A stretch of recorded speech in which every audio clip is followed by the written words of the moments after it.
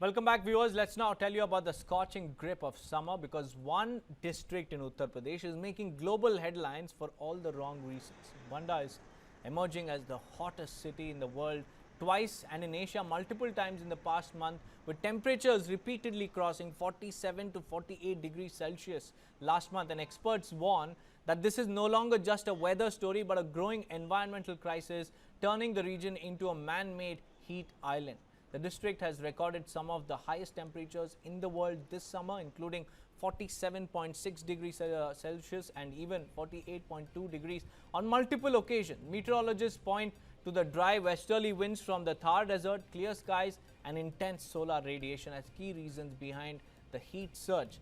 But Bundelkhand's unique geography is worsening the situation. The rocky terrain heats up very quickly during the day and traps heat for longer durations. And according to IMD scientists, weak western disturbances this year failed to bring normal pre-summer cooling. And as a result, districts like Banda entered peak summer already under elevated temperatures. Experts say the heat is building earlier and staying longer than usual. Geologists also now describe Banda as a man-made heat island.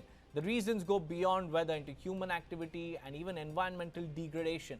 Experts point to just 3% green cover in the district, large-scale sand mining in the Cane River Basin, and that's the reason for the falling groundwater levels, and also expanding concrete surfaces are intensifying the heat absorption. The removal of vegetation and also river sediment has changed surface reflectivity and increased heat retention. Geologists say the region is now trapped in a vicious cycle of heat. Experts contrast Banda's 3% green cover with higher forest areas in neighboring districts, warning of deep ecological imbalance. And what was once a seasonal heat wave is now becoming a structural environmental crisis. And unless urgent steps are taken to restore greenery and regulate mining, experts warn that Banda could continue to break global heat records year after year. We have Dr. KJ Ramesh, former DG of IMD, joining us live on this broadcast. A very good afternoon to you, Doctor. How do you look at, Banda emerging as the hottest district, not just in the world, but in Asia also multiple times, 47 to 48 degrees? Sir. Yeah, not only Banda, whole of Bundelkhand is known for extreme heat during the summer, and particularly in May. Bundelkhand is known for hotspot of extreme heat, and this time it is meandering between, maximum is meandering between Jhansi and Banda. And this is the season where before the monsoon enters Kerala, we will experience extreme hot weather conditions over North India, and this is going to remain at least up to 24th to 25th. Not only focusing higher hot weather over Bundelkhand, but also over this place called Madhya Maharashtra, Marathwada, Vidarbha, Telangana, coastal Andhra Pradesh, and Rajasthan, Gujarat. All these places will be above 44 to 47 degrees at least up to next 5-6 days. That's what is clearly seen, and this is what is well warned, and 3-4 days before enough alerts are there, and heat wave action plans are in place in this country, and so much of effort has been there to minimize the exposure of the people, and several steps are supposed to be in place now. Are we seeing this as the maximum temperature, or is the peak yet to arrive? Because 47 to 48 degrees just in May and April alone is, an alarming trend, which goes on to show that the coming months could be even hotter. And how are, the people supposed to bear it? No, once monsoon comes, these extreme hot weather conditions will remain until the advancement of monsoon over Gangetic Plains. Once that takes place, it will be around 35 degrees temperature, but humidity associated with that will have a lot of discomfort to the people all through the monsoon season. But this extreme heat stress conditions will not be there after the monsoon advancement takes place. That could be maybe end of June or so. Until then, these hot weather conditions, epochs of heat wave will be there.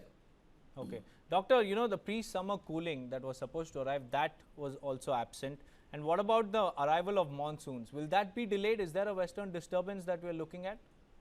No, there is already a western disturbance affecting only the hill states, Okay. hill segments of Afghanistan, Pakistan, Nepal, Uh-huh. and even last week we had rainfall, snowfall over Uttarakhand and Himachal also. But it is not affecting the plains, Punjab and other places. So that's how the influence of western disturbance is limited to hilly segments of both India and as well as Nepal and adjoining countries. But this time we don't expect much of western disturbances affecting the Gangetic Plains and northwest India. And truly speaking, for strong evolution of monsoon arriving at Kerala, which is already arrived at Bay Islands and Sri Lanka, Maldives, and we need to have hot weather conditions over North India and particularly Rajasthan, Northwest India, Western UP, etc. These hot weather conditions prevailing prior to the monsoon onset is a good sign for the strong monsoon to evolve. Doctor, we've never seen this kind of temperature in this particular district or even in this region in the past. So, are we looking at, hotter years ahead? Yeah. Because of climate change, this warming trend will continue year after year. Already we have seen the increasing trend of temperatures over Gangetic Plains and Northwest India for over a decade already. Incremental increase in the maximum temperatures. So as long as global warming continues, we will have to be ready for more and more extreme temperatures, more records to be broken year after year, both globally and India also. Okay, so what's the way forward, Dr. Ramesh? Because there's a lot of deforestation going on, mining activity going on, groundwater levels have plummeted. So what's the way forward in order to tackle the heat wave?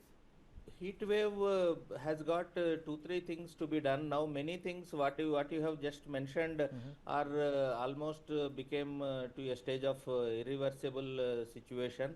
What we can do now is people who are exposed to hot weather conditions, living in asbestos sheets roofs and tinned roofs, metal sheets roofs, so have to be provided on priority some concrete roofs under PM Awas Yojana or something like that, so that we can minimize their exposure to the hot weather conditions.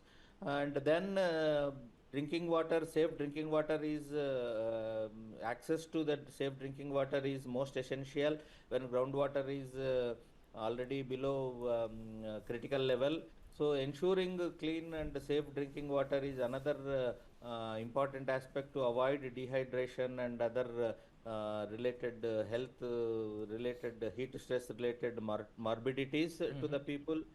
And then we have to create cooler places like Chennai has done, just behind the bus stops for gig workers and others to stay. So that kind of cool hubs got to be created wherever this kind of exposure to the heat stress is more in those clusters. Just like in Delhi, we used to have night shelters, for winter time. That's right. So that kind of shelters are to be organized for hot weather conditions to the vulnerable people.